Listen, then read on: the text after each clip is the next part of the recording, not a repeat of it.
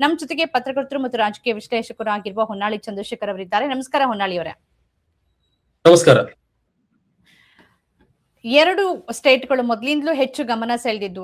ಅಸ್ಸಾಂ ನಿರೀಕ್ಷಿತವಾದ ಫಲಿತಾಂಶನೇ ಬಂದಿದೆ, ಕೇರಳ ಕೂಡ ನಿರೀಕ್ಷಿತ ಫಲಿತಾಂಶನೇ. ಹಾಗೆ ನೋಡಕ್ ಹೋದ್ರೆ ತಮಿಳುನಾಡು ಮತ್ತು ಪಶ್ಚಿಮ ಬಂಗಾಳದಲ್ಲಿ ಇಂಟ್ರೆಸ್ಟಿಂಗ್ಲಿ ಮಮತಾ ಬ್ಯಾನರ್ಜಿ ಹೇಳ್ತಾ ಇದ್ದಾರೆ, ನಾನು ಮುಖ್ಯಮಂತ್ರಿ ಹುದ್ದೆಗೆ ರಾಜೀನಾಮೆ ಕೊಡೋದಿಲ್ಲ, ಚುನಾವಣೆಯನ್ನ ಸೋತಿದ್ದಲ್ಲ, ನಮ್ಮನ್ನ ಸೋಲ್ಸಿದ್ದು ನ್ಯಾಯಯುತ ಚುನಾವಣೆ ನಡೆದಿಲ್ಲ, ಹಾಗಾಗಿ ನಾನು ರಾಜೀನಾಮೆ ಕೊಡೋದಿಲ್ಲ ಅಂತ.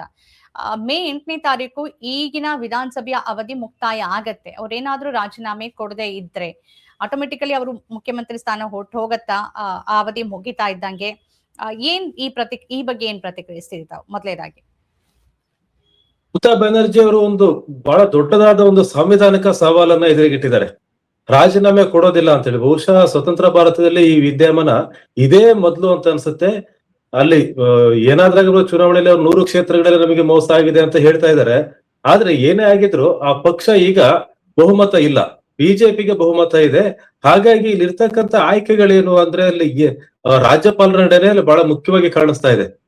ಈಗ 8ನೇ ತಾರೀಕುವರೆಗೂ ಅವರಿಗೆ ಅವಧಿ ಇದೆ, ಮುಖ್ಯಮಂತ್ರಿ ಅವಧಿ. ಅಲ್ಲಿವರೆಗೂ ರಾಜೀನಾಮೆ ಕೊಡಲ್ಲ ಅಂತ ಅನ್ಬೋದು. ಆಮೇಲೆ 5 ವರ್ಷ ಕಂಪ್ಲೀಟ್ ಆಗುತ್ತೆ, 7ನೇ ತಾರೀಕಿಗೆ ಅವರ ಅವಧಿ ಮುಗಿಯುತ್ತೆ. ಹಾಗಾಗಿ ಅವರು ಕೆಳಗಿಳಿಲೇಬೇಕಾಗುತ್ತೆ. ಅದಕ್ಕಿಂತ ಮುಂದಕ್ಕೆ ಸಂವಿಧಾನದಲ್ಲೂ ಅವಕಾಶ ಇಲ್ಲ ಮುಂದುವರಿಲಿಕ್ಕೆ. ಹೋಗ್ಲಿ, ಇನ್ನು 3 ದಿನದಲ್ಲೇ ಅವ್ರು ಏನಾದ್ರು ಮಾಡ್ಬೋದ ಮುಖ್ಯಮಂತ್ರಿ ಆಗಿ ಅಂತಂದ್ರೆ ಅವರೊಬ್ರು ಕೇರ್ ಟೇಕರ್ ಸಿಎಂ ಆಗಿರ್ತಾರೆ ಹೊರತು ಅವರಿಗೆ ಒಂದು ಗರಿಷ್ಠವಾದ ಈ ಹಿಂದೆ ಇದ್ದಂತ ಪ್ರಿವಿಲೇಜ್ಗಳು ಅಧಿಕಾರಗಳು ಸಹ ಅವ್ರಿಗೆ ಇರೋದಿಲ್ಲ. ಹಾಗಾಗಿ ಅವ್ರಿಗೆ ಏನು ಮಾಡ್ಲಿಕ್ಕೆ ಆಗೋದಿಲ್ಲ. ಇನ್ನ ರಾಜ್ಯಪಾಲರು ಅತಿ ಹೆಚ್ಚು ಸ್ಥಾನ ಪಡೆದಂತ ಪಕ್ಷವನ್ನು ಆಹ್ವಾನಿಸಬೇಕಾಗುತ್ತೆ. ಸಹಜವಾಗಿ ಅದು ಬಿಜೆಪಿಯನ್ನು ಆಹ್ವಾನಿಸ್ತಾರೆ. ಆದ್ರೆ ಇನ್ನು 3-4 ದಿನಗಳ ಲೆಕ್ಕಾಚಾರ ಮಾತ್ರ ಇದು. ಆಮೇಲೆ ಅವರ ಸಿಎಂ ಸ್ಥಾನ ಅಲ್ಲಿ ಉಳಿಯೋದಿಲ್ಲ, ಅದು ಸಹಜವಾಗಿನೇ ಹೋಗುತ್ತೆ. ಆದ್ರೆ ಅವರ ಹಠ ಏನಿದೆ, ಆ ಹಠವ ಎದ್ದು ಕಾಣ್ತಾ ಇದೆ, ಹಠದ ರಾಜಕಾರಣ ಎದ್ದು ಕಾಣ್ತಾ ಇದೆ. ಅಂದ್ರೆ ಅವರು ಮುಖ್ಯಮಂತ್ರಿಯಾಗಿ ನಾನು ಶಾಶ್ವತವಾಗಿ ಇರ್ತೀನಿ ಅಂತ ಅವ್ರಿಗೆ ಅನಿಸ್ತಾ ಇಲ್ಲ, ಅವ್ರು ಇರ್ಲಿಕ್ಕೂ ಸಾಧ್ಯ ಇಲ್ಲ. ಆದ್ರೆ ಚುನಾವಣಾ ಆಯೋಗದಿಂದ ಮೋಸ ಆಗಿದೆ ಅಂತಕ್ಕಂಥದ್ದನ್ನ, ಮತ್ತೆ ಕೇಂದ್ರ ಸರ್ಕಾರದಿಂದ ಅನ್ಯಾಯ ಆಗಿದೆ ಅಂತಕ್ಕಂಥದ್ದನ್ನ ಒಂದು ಗಟ್ಟಿದನಲ್ಲಿ ಹೇಳ್ಬೇಕಾಗಿತ್ತು. ಅದಕ್ಕೆ ಏನಾದ್ರೂ ಒಂದು ಕ್ರಮ ಬೇಕಿತ್ತು. ಹಾಗಾಗಿ ಅವರು ಈ ಕ್ರಮವನ್ನು ಆರಿಸ್ಕೊಂಡಿದ್ದಾರೆ. ಆದ್ರೆ ಮುಖ್ಯಮಂತ್ರಿಯಾಗಿ ಇರ್ಲಿಕ್ಕೆ ಸಾಂವಿಧಾನಿಕವಾಗಿ ಸಾಧ್ಯ ಇಲ್ಲ. ಆದ್ರೆ ಇಂತ ಒಂದು ಪ್ರಶ್ನೆ ಇಡೀ ದೇಶಾದ್ಯಂತ ಚರ್ಚೆ ಆಗ್ಬೇಕು ಅನ್ನೋದು ಅವರ ಇಂಟೆನ್ಷನ್ ಅಂತ ಕಾಣುತ್ತೆ. ಹಾಗಾಗಿ ಅವರು ರಾಜೀನಾಮೆ ಕೊಡೋದಿಲ್ಲ, ಏನ್ ಕ್ರಮ ತಗೋತೀರಿ ಅಂತಕ್ಕಂಥದ್ದು ಪ್ರಶ್ನೆಯನ್ನ ಅವರು ಸಾಂವಿಧಾನಿಕವಾಗಿ ಮುಂದಿಟ್ಟಿದ್ದಾರೆ ಅಂತ ಅನ್ಸುತ್ತೆ. ಓಕೆ, ಬಂಗಾಳವನ್ನ ಬದಲಾಯಿಸ್ತೀವಿ, ನಾಗರಿಕತೆಯ ಹೋರಾಟ ಅಂತ ಬಿಜೆಪಿ ಅವರು ಹೇಳಿದ್ರು.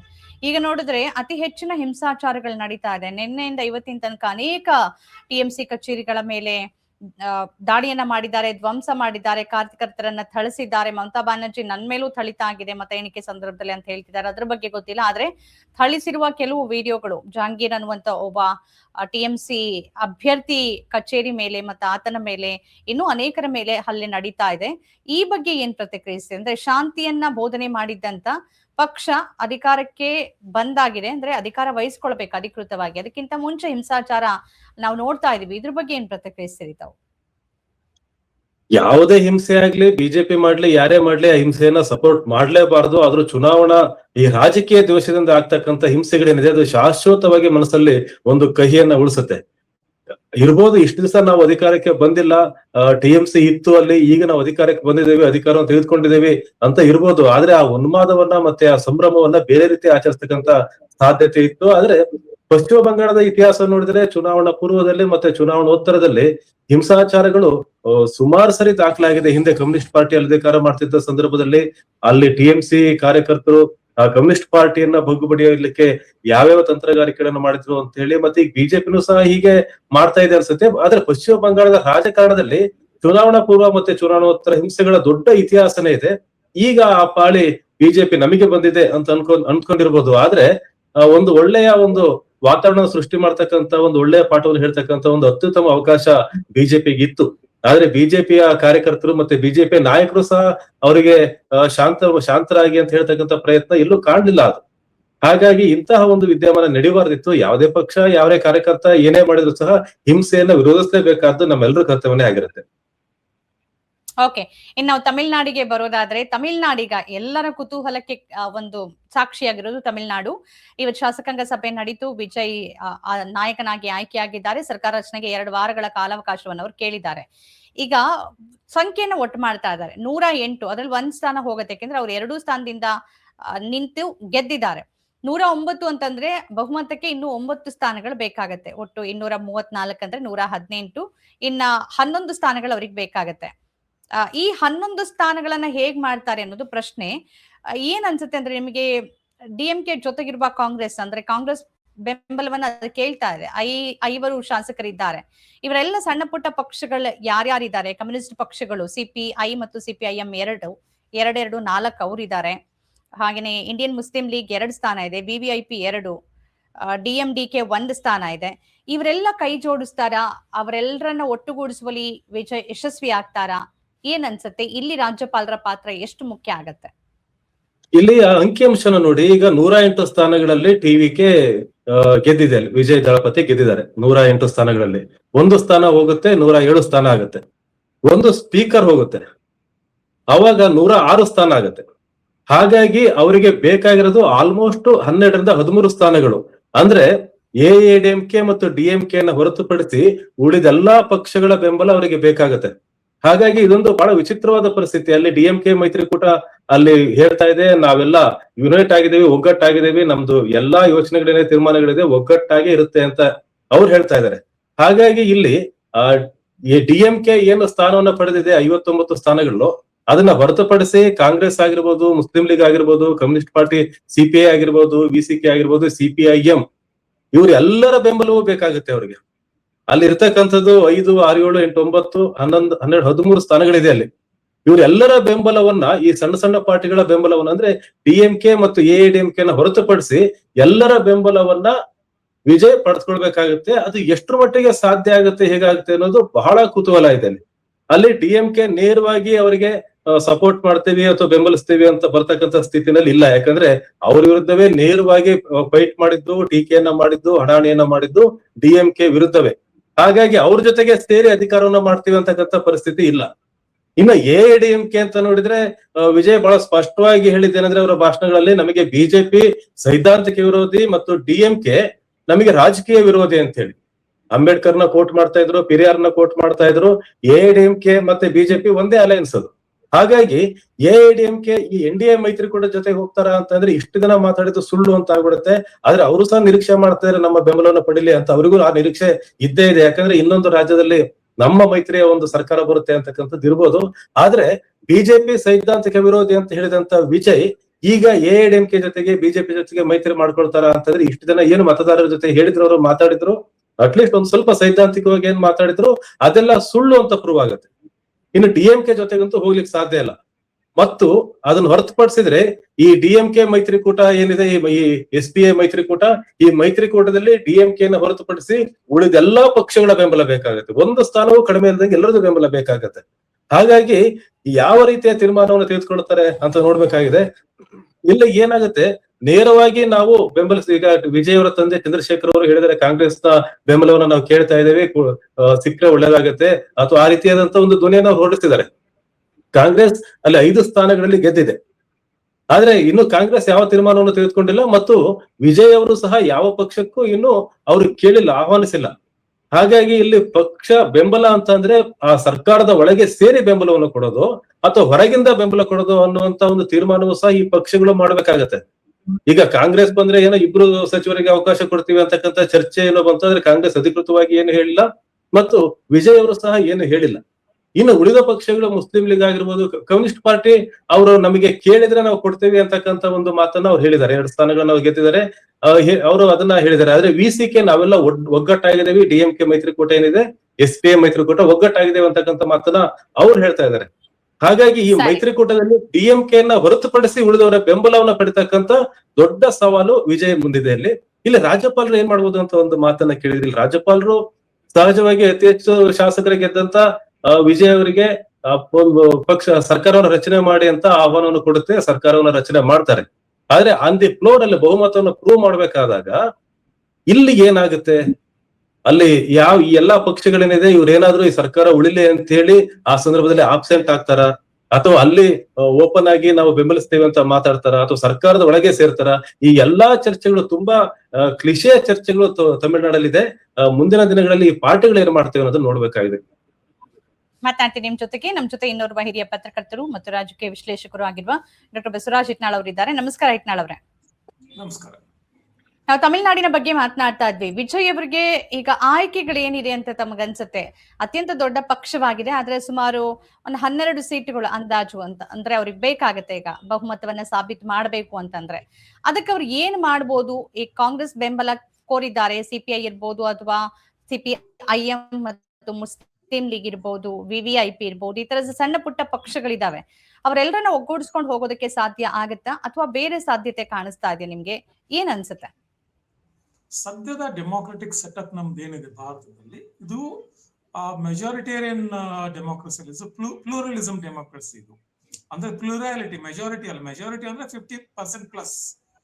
ಪ್ಲೂರಾಲಿಟಿ ಅಂದ್ರೆ ಹೂಎವರ್ ಇಸ್ ಹೈಯೆಸ್ಟ್. 10 ಮಂದಿಯಲ್ಲಿ 20% ಇದ್ರೆ ಅವನೇ ಸರ್ಕಾರ ಮಾಡ್ತಾನೆ, ವಿನ್ನರ್ ಟೇಕ್ಸ್ ಆಲ್. ಆ ರೀತಿ ನಾವು ಒಂದು ಪರ್ಸೆಂಟೈಲ್ ಲೆಕ್ಕದಲ್ಲಿ ವಿಚಾರ ಮಾಡಿದಾಗ ಮತ್ತು ಸೀಟುಗಳ ಲೆಕ್ಕದಲ್ಲಿ ವಿಚಾರ ಮಾಡಿದಾಗ ಕೂಡ 108 ಸೀಟು ಪಡೆದಂತ ಟಿವಿಕೆ ವಿಜಯ್ ಜೊತೆಯಲ್ಲಿ 35% ವೋಟನ್ನು ಪಡೆದಂತ ಟಿವಿಕೆ ವಿಜಯ್ಗೆ ಸರ್ಕಾರವನ್ನ ಮಾಡುವ ಮ್ಯಾಂಡೇಟ್ ಇದೆ. ನೋ ಬಡಿ ಇಸ್ ಡಿಸ್ಪ್ಯೂಟಿಂಗ್ ದಟ್. ಹಾಗಿರುವಾಗ ಈ ಮ್ಯಾಂಡೇಟ್ ಇರುವಾಗ ಟಿವಿಕೆ ವಿಜಯನೇ ಸರ್ಕಾರ ಮಾಡಬೇಕು ಅಂತ ಜನ ಆಶೀರ್ವಾದ ಮಾಡಿದಾಗ ವಿಜಯ್ ಏನ್ ಮಾಡ್ತಾರೆ ಅಂತ ಯೋಚನೆ ಮಾಡೋದು ಮುಖ್ಯ ಅಲ್ಲ. ಬೇರೆ ಪಕ್ಷಗಳು ಏನ್ ಮಾಡ್ತಾರೆ, how do they respect this mandate and how they are going to take this politics forward, ಅದು ಅಷ್ಟೇ ರೆಸ್ಪಾನ್ಸಿಬಲ್ ಕ್ವಶನ್.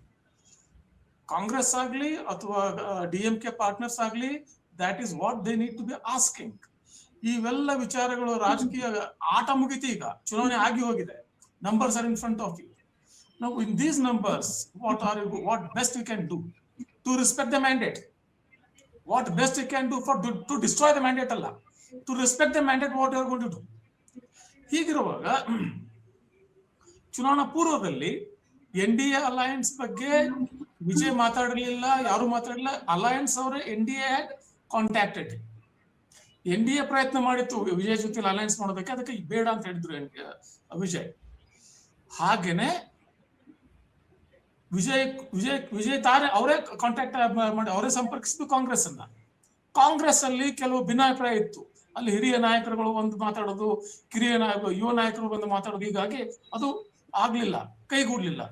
ಈಗ ಚುನಾವಣಾ ನಂತರದಲ್ಲಿ ಅಧಿಕೃತವಾಗಿ ವಿಜಯ್ ಅದನ್ನ ಆ ಒಂದು ಮಾತನ್ನ ಹೇಳಲಿ ಬಿಡ್ಲಿ, ಆದ್ರೆ ಅವರ ತಂದೆ ಚಂದ್ರಶೇಖರ್ ಅವರು ಆ ರೀತಿ ಮಾತಾಡಿರೋದು it sends a lot of signals. ನಾವೊಂದು ಅಧಿಕೃತ ಮಾತುಕತೆ ಆಗೋಕ್ಕಿಂತ ಮುಂಚೆ we send feelers. There is something called back room channel discussions. ಈ ಬ್ಯಾಕ್ ರೂಮ್ ಚಾನೆಲ್ ಡಿಸ್ಕಷನ್ಸ್ ಯಾಕೆ ಮುಖ್ಯ ಆಗುತ್ತೆ ಅಂದ್ರೆ, ಯಾಕಂದ್ರೆ ಕಾಂಗ್ರೆಸ್ ಕೂಡ ಈಗ ಏಕಾಏಕಿ ಬಂದು ವಿಜಯಗೆ ಸಪೋರ್ಟ್ ಮಾಡ್ತೀನಿ ಅಂತ ಹೇಳೋ ಹಂಗಿಲ್ಲ. ಯಾಕಂದ್ರೆ ಈ ಒಂದು ಚುನಾವಣೆಯಲ್ಲಿ ಬಹಳ ದೊಡ್ಡ ಅಲ್ಲಿ ಒಂದು ಭೂಕಂಪ ನಡೆದೋಗಿದೆ, ಒಂದು ರಾಜಕೀಯ ಭೂಕಂಪ ನಡೆದೋಗಿದೆ. ಅದರಲ್ಲಿ ಆ ಭೂಕಂಪದಲ್ಲಿ ಎಲ್ಲರೂ ಕಳ್ಕೊಂಡಿದ್ದಾರೆ. DMK has lost 14%. Congress has lost 13% of their vote, compared to earlier vote, compared to 2021. Again, ADMK has lost 13%. BJP has lost 12%. ಹೀಗಿರುವಾಗ ಬೆಳಗ್ಗೆ ಯಾವುದೋ ಡಿಬೇಟ್ ಅಲ್ಲಿ ನಾನು ಕೇಳ್ತಾ ಇದ್ರು, ಈ ಉದಯನಿಧಿ ಮಾರನ್ ಹಿಂದುತ್ವದ ಬಗ್ಗೆ, ಹಿಂದೂ ಧರ್ಮದ ಬಗ್ಗೆ ಮಾತಾಡಿದಕ್ಕೋಸ್ಕರ ಹಿಂದೂಗಳಿಗೆ ಕೋಪ ಬಂದು ಈ ತರ ಓಟ್ ಹಾಕ್ಬಿಟ್ರ ಅಂತ ಹೇಳಿ. ಹಿಂದೂಗಳಿಗೆ ಕೋಪ ಬಂದು ಓಟ್ ಹಾಕೋದಕ್ಕೆ ಬಿಜೆಪಿ ಅಲ್ಲೇ ಇತ್ತು, ಅವರ ಕಳ್ಕೊಂಡಿದ್ದಾರೆ. ಹಿಂದೂಗಳಿಗೆ ಕೋಪ ಬಂದು ವಿಜಯ್ಗೆ ಕೋಟ್ ಹಾಕ್ಬೇಕು, ಜೋಸೆಫ್ ವಿಜಯ್, ಸುಮ್ನೆ ವಿಜಯ್ ಅಲ್ಲ, ಜೋಸೆಫ್ ವಿಜಯ್ಗೆ ಕೋಟ್ ಹಾಕ್ತಾರೆ ಅವರು. They will vote for BJP alliance. So ಹೀಗಾಗಿ ಅಲ್ಲಿನ ಯುವಕ it is mandate of the youth, it is mandate of the Gen G.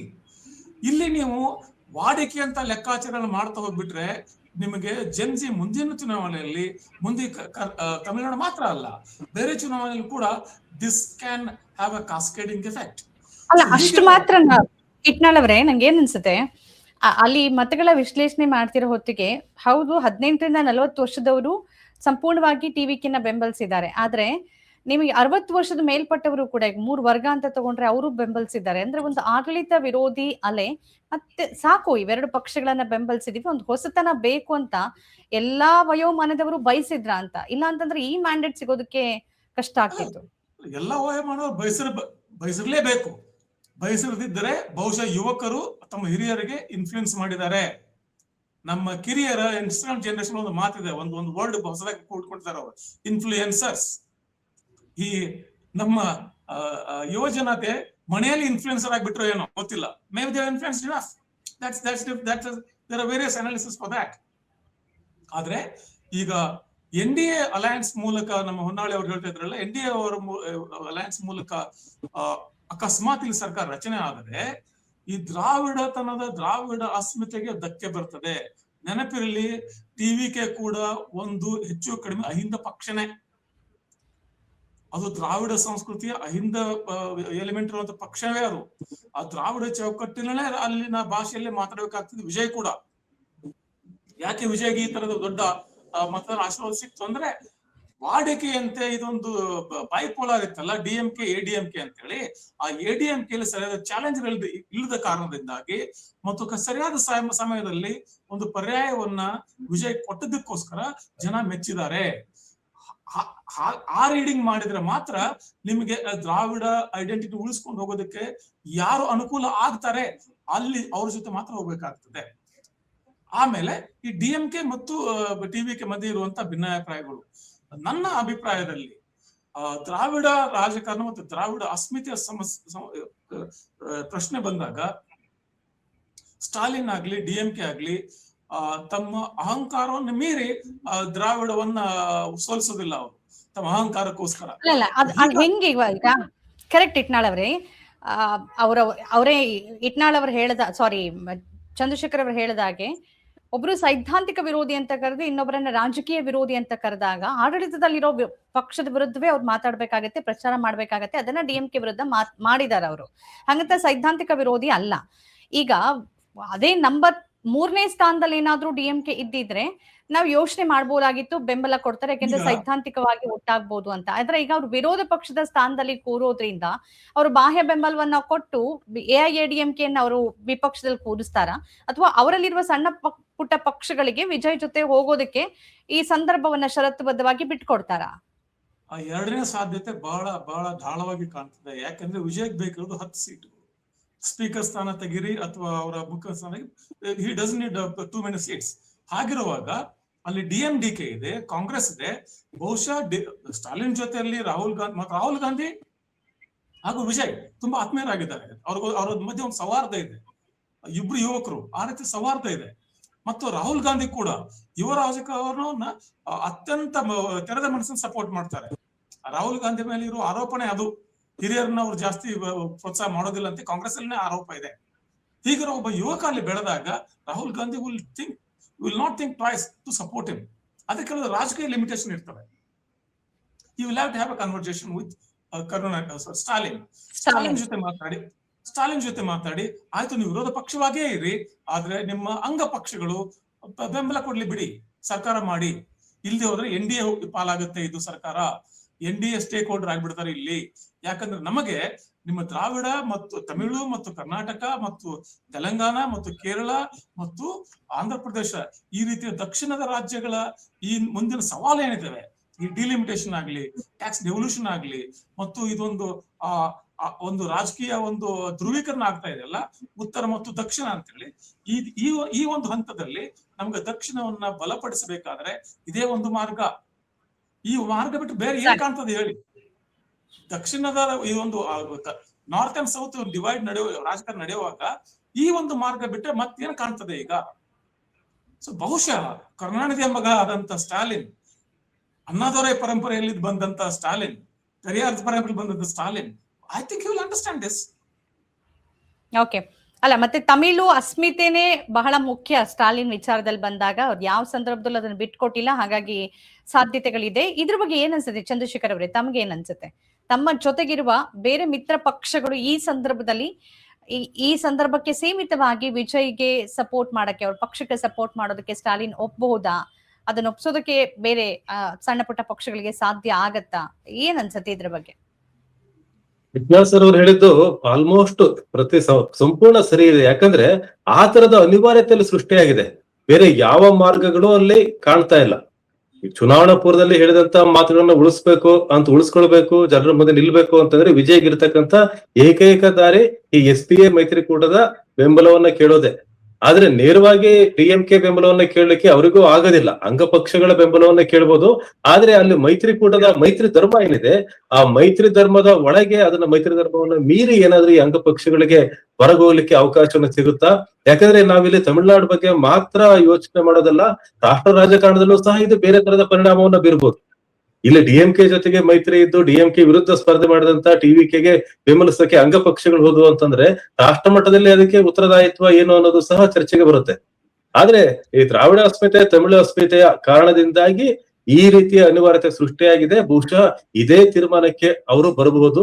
ಅಥವಾ ಏನಾದ್ರೂ ಒಂದು ಮಿರಾಕಲ್ ಸಂಭವಿಸಿ ಏನಾದ್ರೂ ಡಿಎಂಕೆನೆ ಏನಾದ್ರೂ ಮಾಡ್ಬೋದಾ ಅಂತಿಮ ಕ್ಷಣಗಳಲ್ಲಿ ಅಂತನೂ ಸಹ ಹೇಳಿಕ್ ಆಗೋದಿಲ್ಲ. ಆದ್ರೆ ಅಂಗಪಕ್ಷಗಳು ಮಾತ್ರ ಹೋಗ್ಲೇಬೇಕಾಗತ್ತೆ. ಇಲ್ಲ ಅಂದ್ರೆ ಏನು ಚುನಾವಣಾ ಪೂರ್ವದಲ್ಲಿ ಡಿಎಂಕೆ ಮಾತಾಡಿದ್ದಾಗಿರ್ಬೋದು, ವಿಜಯ್ ಮಾತಾಡಿದಾಗಿರ್ಬೋದು, ಇವೆಲ್ಲ ಸಾಧನೆ ಆಗ್ಬೇಕು ಅಂತಂದ್ರೆ ಇದೊಂದೇ ಅನಿವಾರ್ಯ ದಾರಿ ತಮಿಳುನಾಡಲ್ಲಿ ಕಾಣ್ತಾ ಇರೋದು. ಓಕೆ, ಯತ್ನಾಳ್ ಅವರೇ ಹೇಳಿ. ಈ ಡಿಎಂಕೆ ಅಲಯನ್ಸ್ ಒಂದೇ ಒಂದು ಸಮಸ್ಯಾತ್ಮಕ ಎಲಿಮೆಂಟ್ ಅಂದ್ರೆ ನಮ್ಮ ಕ್ಯಾಪ್ಟನ್ ವಿಜಯಕಾಂತ್ PMK. ಯಾಕಂದ್ರೆ PMK ಉತ್ತರ ತಮಿಳುನಾಡಿನಲ್ಲಿ ಡಿಎಂಡಿಕೆನಾ PMK ಅಂಬುಮಣಿ ರಾಮದಾಸ್ PMK ಅಲ್ಲಿ ಏನಾಗಿದೆ, ಅದು ಸ್ವಲ್ಪ ಮೇಲ್ಜಾತಿಯ ವನ್ಯಾರ್ ಮತ್ತು ಈ ರೀತಿಯ ಒಂದು ಆ ಜನಾಂಗ ಜಾತಿ ಜನಕ್ಕೆ ಮಾತ್ರ ಸೀಮಿತವಾದ ಪಕ್ಷ. ಮತ್ತು ಅವರಿಗೆ ಈ ಮೈನಾರಿಟಿ ದಲಿತರಂದ್ರೆ ಅಷ್ಟು ಸಹನೆ ಇಲ್ಲ. ಅಲ್ಲಿ ರೈವಲ್ರಿ ಇದೆ, ಜಾತಿ ರೈವಲ್ರಿ ಇದೆ. ಹೀಗಾಗಿ ಬಹುಶಃ ಅವರನ್ನು ಹೊರತುಪಡಿಸಿದ್ರೆ ಡಿಎಂಕೆ ಬಹುಶಃ ಎಲ್ಲ ಅಂಗ ಪಕ್ಷಗಳು ಟಿವಿಕೆಗೆ ಬೆಂಬಲ ಸೂಚಿಸಲು ಯಾವ ನನಗೆ ಸಮಸ್ಯೆ ಕಾಣೋದಿಲ್ಲ. ಐಡಿಯಾಲಜಿಕಲಿ ರಾಜಕೀಯ ಸಮಸ್ಯೆಗಳಿರ್ತವೆ, ರಾಜಕೀಯ ಲೆಕ್ಕಾಚಾರ ಬಹಳ ತಾತ್ಕಾಲಿಕ ಅವು. ಈಗ ಇನ್ನೊಂದು ಪ್ರಶ್ನೆ ಇಟ್ನಾಳ್ ಅವರೇ, ಈಗ 234 ಸದಸ್ಯ ಬಲ, 118 ಬೇಕಾಗತ್ತೆ, 108 ಟಿವಿಕೆ ಹತ್ರ ಇದೆ. ಈಗ ಒಂದ್ ವೇಳೆ ಅವರು ಪ್ರಮಾಣ ವಚನ ಸ್ವೀಕಾರ ಮಾಡಿ ಸರ್ಕಾರ ರಚನೆ ಆಹ್ವಾನವನ್ನು ರಾಜ್ಯಪಾಲರು ಕೊಟ್ಟು ಸ್ವೀಕಾರ ಮಾಡಿ ಸರ್ಕಾರ ರಚನೆಯನ್ನ ಮಾಡಿ ಬಹುಮತ ಸಾಬೀತುಪಡಿಸೋ ಸಂದರ್ಭದಲ್ಲಿ ಒಂದಷ್ಟು ಮಂದಿ ಬೇಕಂತಲೇ ಗೈರ್ ಹಾಜರಾದ್ರೆ, ಅಂದ್ರೆ ಡಿಎಂಕೆ ಮೈತ್ರಿಕೂಟದಿಂದ, ಆಗ ಸಂಖ್ಯಾಬಲ ಕಡಿಮೆ ಆಗತ್ತೆ, ಅವರ ಮೆಜಾರಿಟಿ ಸಾಬೀತು ಮಾಡೋದಕ್ಕೆ ಸಂಖ್ಯೆಗಳು ಕೂಡ ಕಡಿಮೆ ಆಗತ್ತೆ. ಹಾಗೇನಾದ್ರೂ ಆದ್ರೆ ಅದರ ಭವಿಷ್ಯ ಹೇಗ್ ನಿಲ್ಲತ್ತೆ? ಈಗ ಸದ್ಯಕ್ಕೆ ನಾನು ಸರ್ಕಾರ ರಚನೆ ನನ್ನ ಸ್ಟೇಕ್ ಅನ್ನ ನಾನೇನ್ ಕೇಳ್ತಾ ಇದ್ದೀನಿ, ಈಗ 234ರಲ್ಲಿ ಅವ್ರು 118 ತೋರಿಸ್ಲೇಬೇಕಾ ಅಥವಾ ಈಗ ಒಂದು ಹಂಗಿಲ್ಲ? ಈಗ ರಾಜ್ಯಪಾಲರು ಏನ್ ಮಾಡ್ತಾರೆ, ಸಿಂಗಲ್ ಆಕ್ಸೆಸ್ ಪಾರ್ಟಿಗೆ ಸರ್ಕಾರ ರಚನೆ ಮಾಡಿ ಅಂತ ಹೇಳ್ಬಿಡ್ತಾರೆ. ನೀವು 118 ನನಗೆ ಲೆಟರ್ಸ್ ಸಪೋರ್ಟ್ ಕೊಡಿ ಅಂತ ಕೇಳೋದಿಲ್ಲ. He will ask him to form the government and show confidence in the house. Confidence ಅನ್ನ ಬೊಮ್ಮಾಯಿ ಕೇಸಲ್ಲಿ ಆಯ್ತಲ್ಲ, ಆ ತೀರ್ಮಾನದ ನಂತರ ನೀವು ಹೌಸ್ ಅಲ್ಲಿ ನಡೆಸಬೇಕು. ರಾಜ್ಯಪಾಲರ ಗಾರ್ಡನ್ ನಲ್ಲಿ ಆಗೋದಿಲ್ಲ. ಹೀಗಾಗಿ ನೆಕ್ಸ್ಟ್ ಸೆಷನ್ ಕರೆದಾಗ ಕಾನ್ಫಿಡೆನ್ಸ್ ವೋಟ್ ಅನ್ನ ವಿಜಯ್ ಕೇಳಿದ್ರೆ, ಆ ಕಾನ್ಫಿಡೆನ್ಸ್ ವೋಟ್ ಅಲ್ಲಿ majority of the votes of the members attending and voting ಮಾತ್ರ ಕೌಂಟ್ ಆಗುತ್ತೆ. Majority of the votes of the members attending and voting. Absent ಇರಬಹುದು, ಅಬ್ಸೆಂಟ್ ಹೌಸ್ಗೆ ಬರದೇ ಇರೋದು. Attending but not voting, attend ಇರ್ತಾರೆ, ವೋಟ್ ಹಾಕೋದಿಲ್ಲ, abstain ಆಗ್ತಾರೆ, ಅದು ಕೂಡ ಸಾಧ್ಯತೆ ಇದೆ. ಸೊ 108 ಸರ್ಕಾರ ರಚನೆ ಮಾಡೋ ಕಾಲದಲ್ಲಿ ಸರ್ಕಾರ ರಚನೆ ಮಾಡೋದಕ್ಕೆ ಯಾವ ಸಮಸ್ಯೆನೂ ಇಲ್ಲ. ಆದ್ರೆ ನಂತರ ದಿನಗಳಲ್ಲಿ ಸರ್ಕಾರ ಸುಲಲಿತವಾಗಿ ನಡ್ಕೊಂಡು ಹೋಗ್ಲಿ, ಅನೇಕ ಬಿಲ್ಗಳು ಪಾಸ್ ಆಗ್ಲಿ, ಮತ್ತೊಮ್ಮೆ ಯಾರಾದ್ರೂ ಕಾನ್ಫಿಡೆನ್ಸ್ ಮೋಷನ್ ಮೂವ್ ಮಾಡಿದಾಗ ನಾವು ಗೆಲ್ಲಬೇಕು ಅಂತ ಆ ಒಂದು ಲೆಕ್ಕಾಚಾರಕ್ಕೋಸ್ಕರನೇ ಮುಂದಿನ ದಿನಗಳಲ್ಲಿ ಒಂದು 5-6 ತಿಂಗಳಲ್ಲಿ ಒಂದು ಕೋalition ಫಾರ್ಮ್ ಆಗುತ್ತೆ. ಒಂದ್ಸತಿ ಸರ್ಕಾರ ರಚನೆ ಆದ್ಮೇಲೆ ತುಂಬಾ ಸರಳ, ನೆಗೋಷಿಯೇಟ್ ಮಾಡೋದು ಬಹಳ ಸರಳ. Negotiating governor will not ask letters of support, he cannot ask letters of support at this point in time. Okay, Chandrashekhar ಅವರೇ, ಈಗ ಯಾಕಂದ್ರೆ ಕಾನೂನಾತ್ಮಕ ಸಂವಿಧಾನಾತ್ಮಕವಾಗಿ ಡಿಎಂಕೆ ಅಲಯನ್ಸ್ ಇರ್ಲಿ, ಎಡಿಎಂಕೆ ಅಲಯನ್ಸ್ ಇರ್ಲಿ, ಯಾವುದೇ ಅಲಯನ್ಸ್ ಇರ್ಲಿ, ನೀವು DMK can issue whip only to DMK members. DMK cannot issue a party whip of the voting to, say for example, PMK or DMDK or any other parties, though they are partner parties. Coalition partners ಆಗೋದಿಲ್ಲ ಅದನ್ನ. ಆ coalition partners have to take a decision then. So ಹೀಗಿರುವಾಗ single largest party ಆಗಿರುವಂತ ವಿಜಯ್ಗೆ he will be invited to form the government, he will be given oath of office. ಬಹುಶಃ ಇನ್ನೊಂದು ವಾರದಲ್ಲೇ vote of office ಆಗುತ್ತೆ, ಅಧಿಕಾರ ಪ್ರಮಾಣ ವಚನ ಆಗುತ್ತೆ. ಅದಾದ ಮೇಲೆ ಮೊದಲ ಸದನದಲ್ಲಿ ಇಮಿಡಿಯೇಟ್ಲಿ ಕ್ಯಾಬಿನೆಟ್ ಮೀಟಿಂಗ್ ಆಗ್ತದೆ. ಇಮಿಡಿಯೇಟ್ಲಿ ಅವರು ಒಂದು ಸದನವನ್ನ ಡೇಟ್ಸ್ ಫಿಕ್ಸ್ ಮಾಡ್ತಾರೆ. ಅವತ್ತು ಕಾನ್ಫಿಡೆನ್ಸ್ ವಿಶ್ವಾಸ ಮತ ಯಾಚನೆ ಮಾಡ್ತಾರೆ. ಯಾರು? ವಿಜಯ್. ವಿಶ್ವಾಸ ಮತ ಯಾಚನೆ ಮಾಡುವಾಗ ಎಷ್ಟು ಜನ ಅಲ್ಲಿ ಹಾಜರಿರ್ತಾರೆ, ಎಷ್ಟು ಜನ ಹಾಜರಿದ್ದು ವೋಟ್ ಹಾಕ್ತಾರೆ, ಆ ವೋಟ್ಗಳಲ್ಲಿ ಯಾರಿಗೆ ಇವ್ರಿಗೆ ಮೆಜಾರಿಟಿ ಬಂದ್ರೆ ಮುಗಿದ ಕೆಲಸ. ನಮ್ಮ ಕಾರ್ಯಕ್ರಮಗಳನ್ನು ನೀವು ನೋಡ್ತಾ ಇದ್ರೆ ನಮ್ಮ ಚಾನೆಲ್ ಅನ್ನ ಸಬ್ಸ್ಕ್ರೈಬ್ ಮಾಡಿ, ಪಕ್ಕದ ಬೆಲ್ ಐಕಾನ್ ಒತ್ತಿ ನಮ್ಮನ್ನ ಬೆಂಬಲಿಸಿ. ಹಾಗೆ ನಮ್ಮ ಕಾರ್ಯಕ್ರಮಗಳನ್ನ ಲೈಕ್ ಮಾಡಿ, ಕಮೆಂಟ್ ಮಾಡಿ, ಅದನ್ನ ಬೇರೆಯವರಿಗೂ ವಾಟ್ಸ್ಆಪ್ ಮೂಲಕ ಶೇರ್ ಮಾಡಿ. ನೀವು ಹೀಗೆ ಮಾಡಿದಾಗ ನಮ್ಮ ಚಾನೆಲ್ ಇನ್ನಷ್ಟು ಮತ್ತಷ್ಟು ಜನರಿಗೆ ತಲುಪಲು ನೀವು ನಮ್ಮೊಂದಿಗೆ ಸಹಕರಿಸಿದ ಹಾಗಾಗುತ್ತೆ. ಇದು ನೀವು ಯಾವುದೇ ಖರ್ಚಿಲ್ಲದೆ ಕೆಲವೇ ಸೆಕೆಂಡುಗಳಲ್ಲಿ ನೀಡಬಹುದಾದ ಸಹಕಾರ. ಧನ್ಯವಾದಗಳು.